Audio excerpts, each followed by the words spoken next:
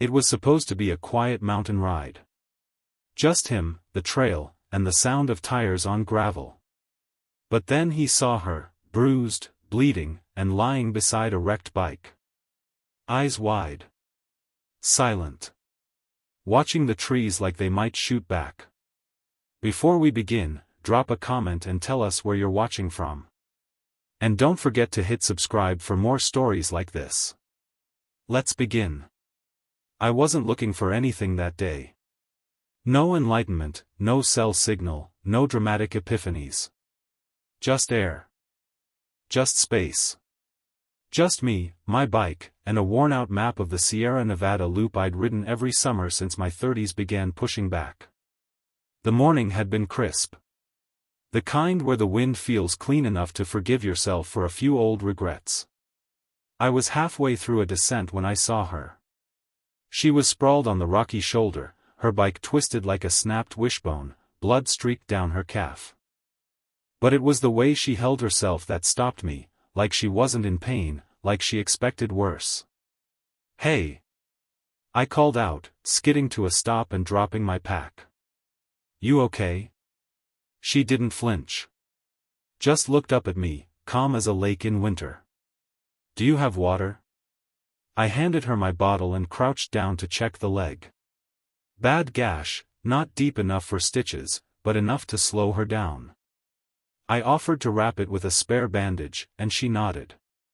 Still quiet. Too quiet. "I should call a ranger," I said gently. Her hand shot out, gripping my wrist. "No." There was fear in her eyes now, not from the injury. Something deeper. "I wasn't supposed to be on this trail," she whispered. "If they know I came here, they'll know I talked." I blinked. "Who?" She looked away. "I used to work for someone I shouldn't have. I saw something I shouldn't have. And now, I'm just trying to stay unseen." The wind shifted. The trees around us were silent. For the first time that day, I realized this wasn't just a broken bike and a scraped leg. Something was very wrong. She told me her name was Kara, no last name, no hometown. Said it like a test. I passed by not asking twice. We hiked together for a mile before I realized she wasn't limping from pain, she was watching for drones. Her head stayed low, her eyes kept sweeping ridgelines. This wasn't paranoia. It was training. "You military?" I asked casually, as we stopped near a bend in the trail. She didn't answer right away. "I was a financial analyst. Private contractor. Defense adjacent." That word, adjacent, did a lot of work. I didn't push. Just handed her a granola bar and nodded like I understood. Truth was, I didn't. Not really. Not yet. Eventually, she told me the pieces. She'd found inconsistencies in funding reports. Blacked-out ledgers linked to a shell company, one not listed in any legal registry. That alone wasn't strange. But the transfers were enormous. And what they funded wasn't offshore offices. They were moving money into a program that wasn't supposed to exist anymore, she said. Domestic surveillance. Not terrorists. Citizens. Whistleblower? I asked. She gave a bitter smile. That was the plan. The trail turned steep, and we had to scramble across a dry creek bed. I slipped once. She offered her hand. Her grip was stronger than I expected. We reached a small clearing where a fire cabin was supposed to be, a spot on the map only locals knew. It was gone. Not destroyed. Just, missing. Like it had never existed. She stood frozen, breath hitching. This is where I was supposed to meet them. A handoff. Someone from a watchdog group. My stomach dropped. Kara, what if they already came? She didn't answer. Just slowly sat down on a log and whispered. Then I'm already too late. I don't trust easily. Not in the wild, not in the city, and definitely not when someone says the government is hunting them. But there was something about her. The way she watched the trees. The way she didn't flinch when I said I had a plan. I know someone, I told her, pulling out my satellite phone. She's a backcountry ranger. We hiked half this trail together in college. Name's June. Kara looked skeptical. You trust her? With my life, I said.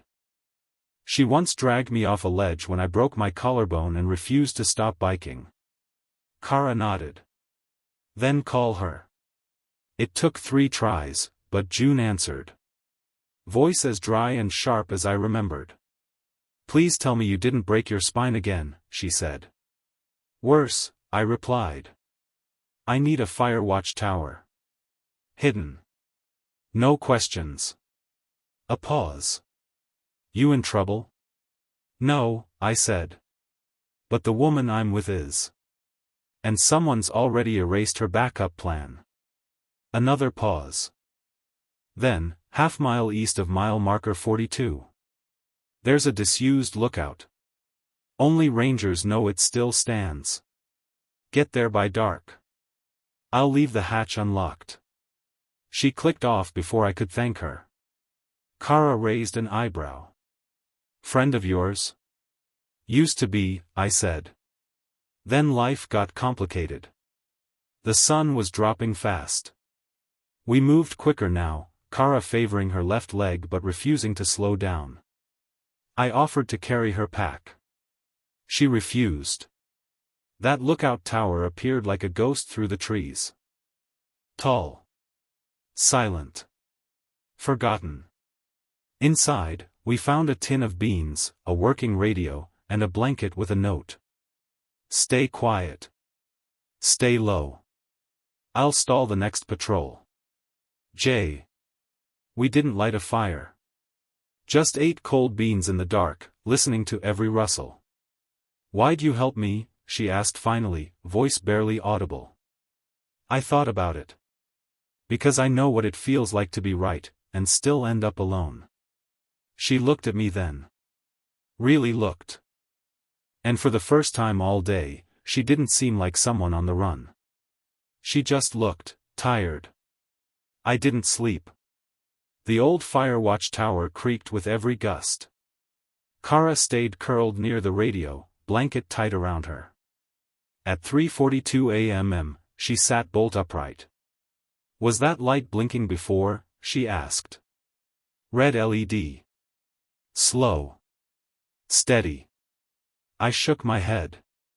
She was already up. That's a sweep ping.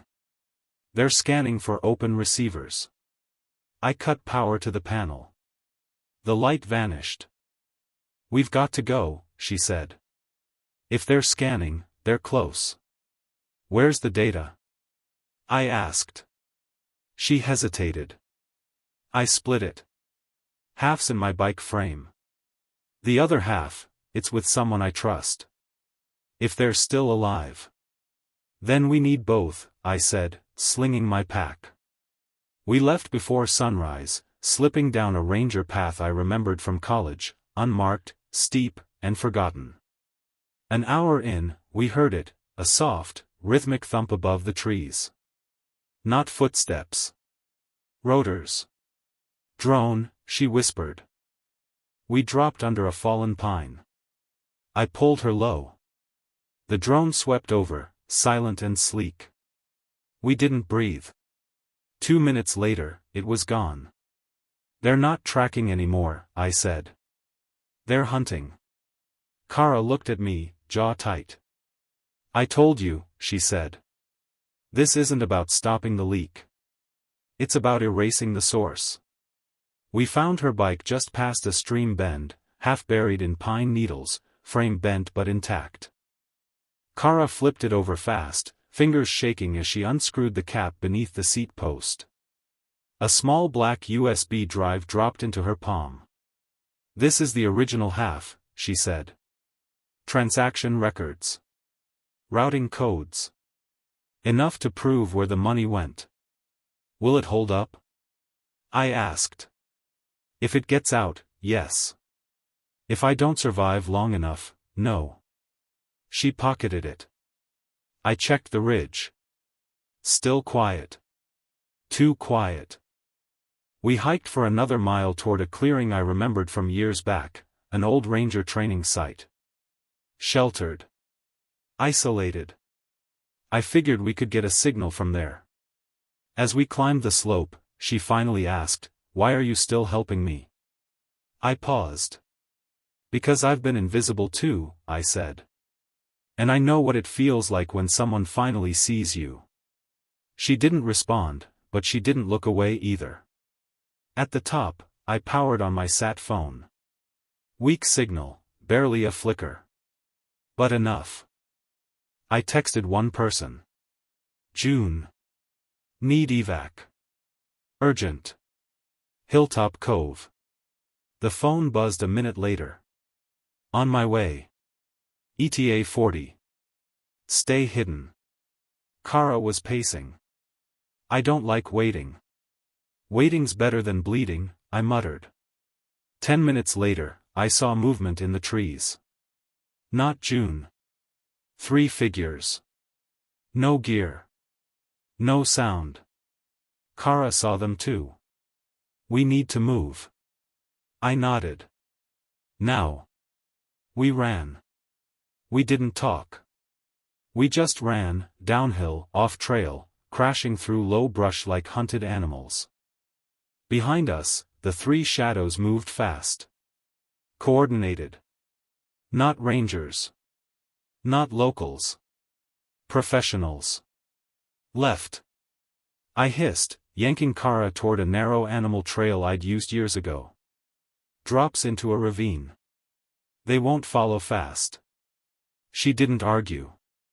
We scrambled down loose gravel, branches whipping our faces. My foot slipped once. Kara caught me. "They're still coming," she said, breath short.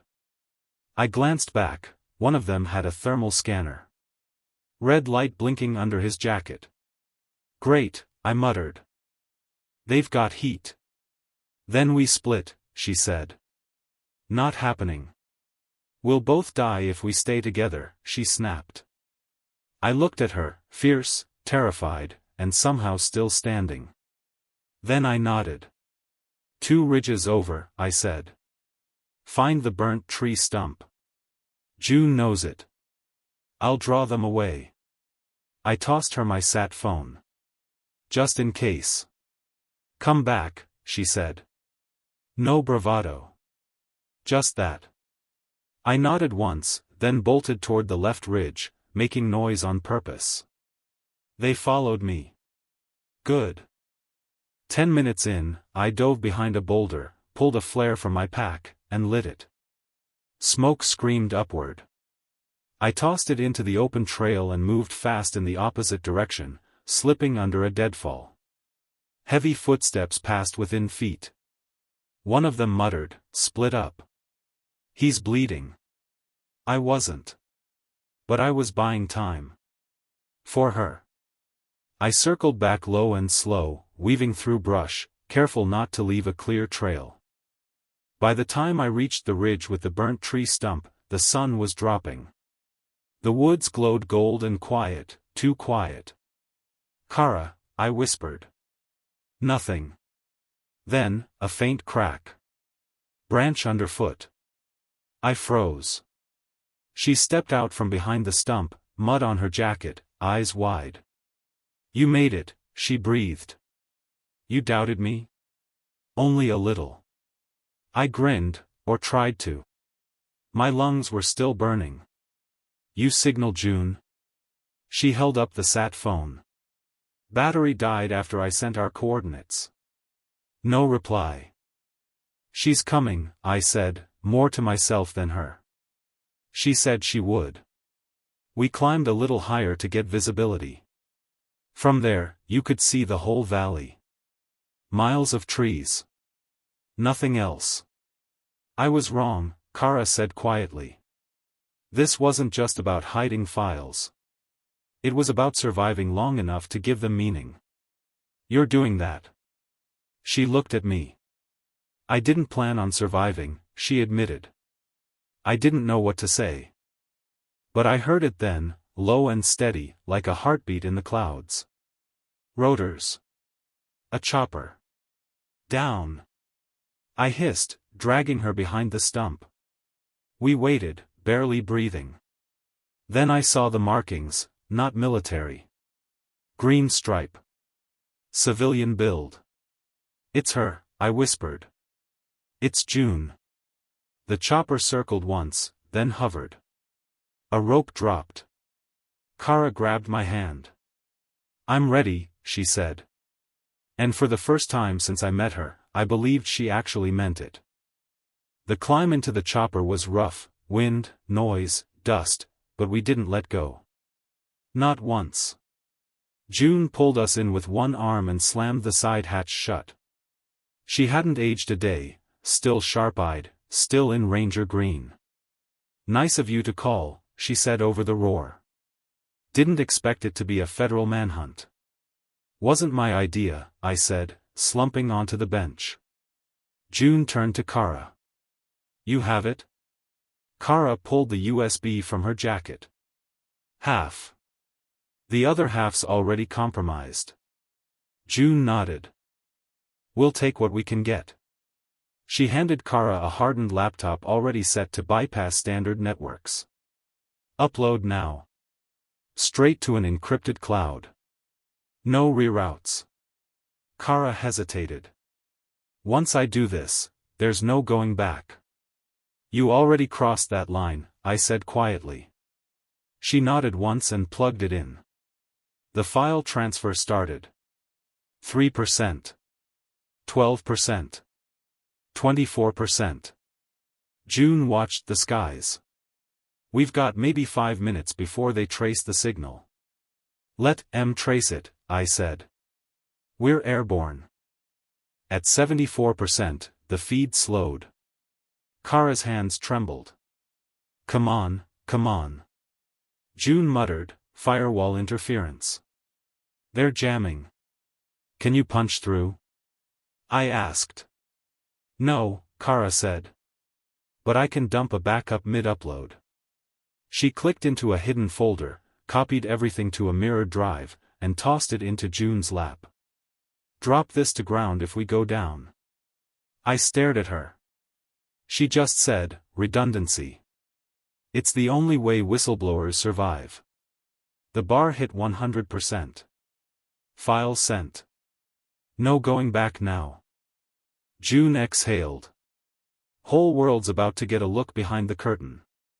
Kara looked out the window at the burning horizon. Good, she whispered. Let them see it all. We didn't land at a station. June rerouted us to a private airstrip north of Reno, one she said belonged to a retired journalist with more enemies than friends. When we touched down, 3 people were already waiting beside a dusty van with no plates.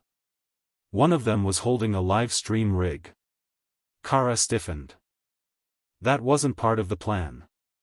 June said, it is now. If they're going to try to spin this, you've got to get ahead of it, live, raw, no edits. I stepped in. You sure? She looked at me. Then the camera. And nodded. No makeup.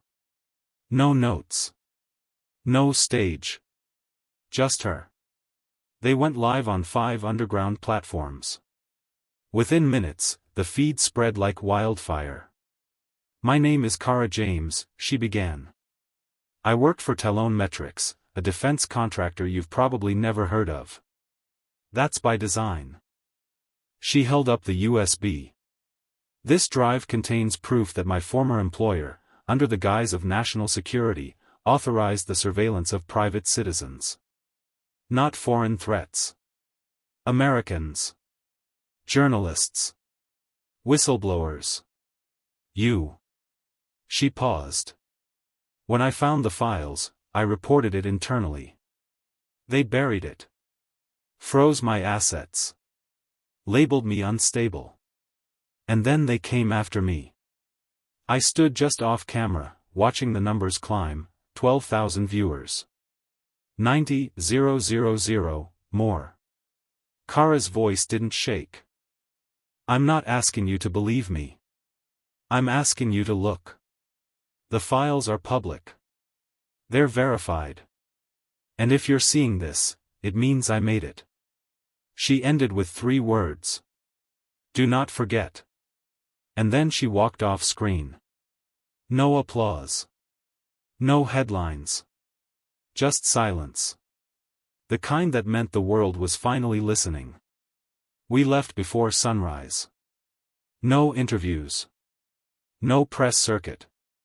Just a borrowed truck and a dirt road with no name. The video had gone viral within hours. Networks picked it up. Lawmakers scrambled. Telemetric stock collapsed by noon. By nightfall, the CEO resigned. But Kara didn't smile. She sat beside me, staring out at the open road like it might still betray her. You think it'll matter? She asked. I thought for a long time. To someone, it already does. We crossed state lines under a low fog, winding into mountain backroads where no one would think to look. I knew a cabin, belonged to an old friend who owed me more than a favor. That night, we slept on mattresses that smelled like pine and dust. She kept the USB on the nightstand. Just in case. A week passed. Then 2. And slowly, her hands stopped trembling when helicopters passed overhead. I found her one morning on the porch, sipping burned coffee, wrapped in my old hoodie. She looked steady. They offered me a deal, she said. Witness protection. New name. New city. You taking it? She looked down.